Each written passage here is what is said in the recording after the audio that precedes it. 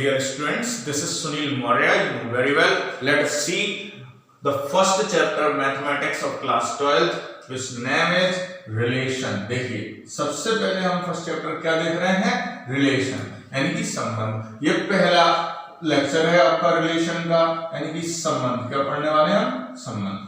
समझे, संबंध को सबसे पहले हम बताएं मैथमेटिकली आपको पता होना चाहिए रिलेशन कैसे दर्शाते हैं। 11th क्लास में भी आपने पढ़ा हुआ है। रिलेशन को रिप्रेजेंट किया जाता है कैपिटल आर से। अब रिलेशन के लिए दो व्यक्ति भी हो सकते हैं और स्वयं का स्वयं से भी रिलेशन हो सकता है। दो व्यक्ति तो अमूमन आप समझते हैं, जानते हैं। कैसे, ऐसे ए का बी के साथ रिलेशन, तो ऐसे इसको इस तरीके से रिप्रेजेंट कर देंगे, R is such that A is related to B. जब जो है एक एलिमेंट दूसरे एलिमेंट से रिलेटेड होता है तो उसे आर से प्रदर्शित कर सकते हैं, आर से दर्शाते हैं, जैसे जो हम रिलेशन के तौर पर पढ़ रहे हैं।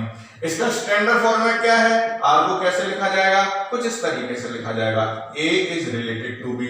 अब ए और बी का आपस में कोई संबंध होगा, तो जैसे ए अगर बी की बुआ है तो बी ए की बुआ तो हो नहीं जाएगी, उसकी एक कंडीशन है कि भैया ए ही बी की बुआ रहेगी। तो समझिए जरा, A is related to B under the given condition. दी गई कंडीशन के तहत ए बी से क्या होगा, रिलेटेड होगा, संबंधित होगा। बिना कंडीशन के रिलेशन हम एडजस्ट नहीं कर पाएंगे या रिलेशन का क्वेश्चन सॉल्व नहीं कर पाएंगे। निश्चित तौर पे अगर ए और बी एक जोड़ा दिया हुआ है तो ए और बी का आपस में किसी ना किसी कंडीशन के तहत तो रिलेशन होगा, वो कंडीशन अवश्य दी गई होगी, ये दिमाग में आप डाल लीजिएगा। अब समझते हैं जरा टाइप्स ऑफ रिलेशन, रिलेशन के प्रकार। टाइप्स ऑफ रिलेशन, रिलेशन के प्रकार समझे जरा। संबंध के प्रकार, पहला होता है संबंध के प्रकार। देखिए पहला होता है यूनिवर्सल रिलेशन, सार्वत्रिक संबंध। क्या होता है, यूनिवर्सल रिलेशन, सार्वत्रिक संबंध। हिंदी में क्या है, सार्वत्रिक संबंध। ये वीडियो जो है दोनों ही मीडियम के बच्चों के लिए हेल्पफुल रहेगा। सार्वत्रिक संबंध क्या होता है, जब एक सेट के, सेट जानते हैं ना आप, आपने 11th में पढ़ा हुआ है सेट। सेट यानी कि एक ऐसा ग्रुप जिसके अंदर लिखे गए एलिमेंट्स या रखे गए एलिमेंट्स को वेल डिफाइन किया जा सके, उस ग्रुप का नाम क्या हो जाता है, सेट हो जाता है। तो एक सेट है, सेट के अंदर यानी कि समुच्चय के अंदर मान लो हमने कुछ अवयव ले लिए ए बी सी, और बी सेट के अंदर हमने ले लिए कुछ अवयव 1 2।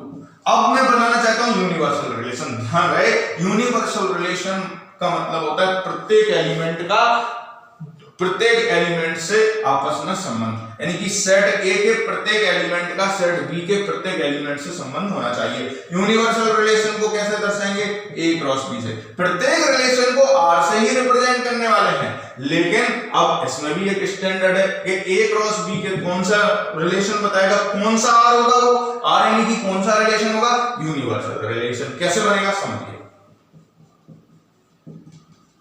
सबसे पहले तो हम ए बी सी लिख लें।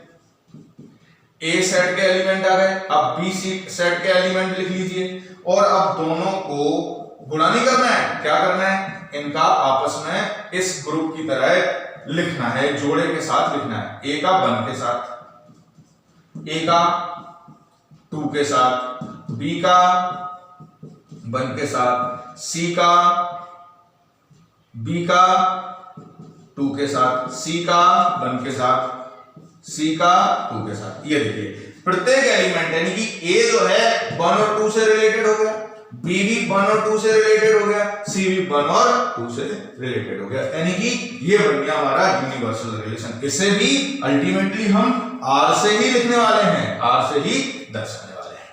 ये है यूनिवर्सल रिलेशन। जब भी रिलेशन के क्वेश्चंस आएंगे तो 90% क्वेश्चंस में हमें सबसे पहले यूनिवर्सल रिलेशन लिख लेना चाहिए, तो वो ज्यादा इजी हो जाते हैं उन क्वेश्चंस को सॉल्व करने में। वो प्रैक्टिस शीट जब आपको व्हाट्सएप से मिलेगी तो आपको इजी हो जाएगा समझना कि कैसे क्वेश्चंस। अभी मैं कुछ एग्जांपल्स भी यहां पर करवाऊंगा, डोंट वरी। देखिए अब इसका हम सेकंड टाइप समझते हैं। यूनिवर्सल रिलेशन तो आप समझ गए कि प्रत्येक एलिमेंट से रिलेटेड होगा। अब एक होता है एम्प्टी रिलेशन।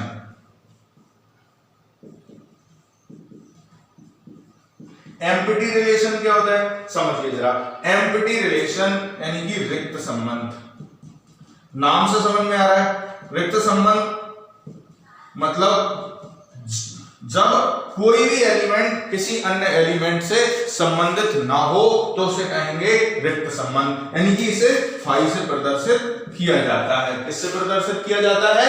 फाई से प्रदर्शित किया जाता है। रिक्त संबंध कैसे कहलाएगा? यानी कि आर एक ऐसा रिलेशन है, कैसा है? रिक्त है, खाली है, जो कि कोई भी एलिमेंट यूनिवर्सल सेट से नहीं उठाता है या कोई भी पेयर यूनिवर्सल सेट से नहीं उठाता है। मतलब फाई यानी कि खाली है, फाई एक सबसेट है ए क्रॉस बी का, यानी कि फाई मतलब इनमें से कोई भी जोड़ा नहीं लिया गया। जब एक भी जोड़ा ना आए यानी कि रिलेशन में कोई भी अवयव लिखे ही ना जाए तो वो समझ जाओ कि आप एम्प्टी रिलेशन को पढ़ रहे हैं या वो एम्प्टी रिलेशन है। गेटिंग? अभी कुछ एग्जांपल्स होंगे तो और ज्यादा क्लियर होगा। अब समझते हैं हम तीसरा समझ लेते हैं। तीसरा है आइडेंटिटी रिलेशन, इकाई संबंध। आइडेंटिटी रिलेशन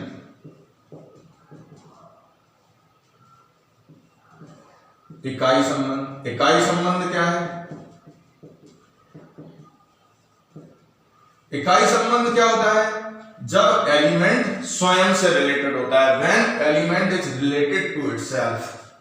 क्या? जब एलिमेंट स्वयं से रिलेटेड होता है तो वो क्या कहलाता है? आइडेंटिटी रिलेशन कहलाता है। इसे आई से प्रदर्शित करते हैं, कैपिटल आई से इसे डेनोट किया जाता है। When element is related to itself। जैसे